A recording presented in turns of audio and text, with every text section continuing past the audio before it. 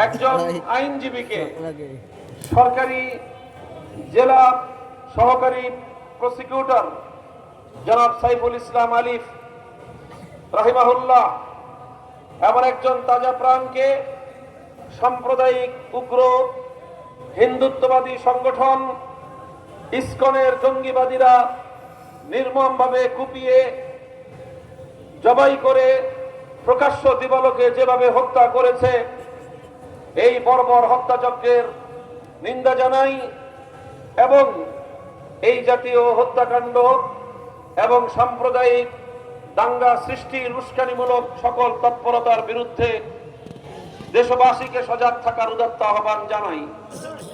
সংগ্রামী সাথী ও বন্ধুগণ, আজ এ কথা বলতে কোনো দ্বিধা নেই। বিগত জুলাই এবং আগস্ট মাসে বাংলাদেশে যে বিপ্লব সংগঠিত হয়েছে, এ বিপ্লব এবং এই অভ্যুত্থান এদেশের মানুষের বহু ত্যাগ, কোরবানি আর নজরানার মাধ্যমে অর্জিত হয়েছে। এখানে বহু অংশীজন রয়েছে বিপ্লব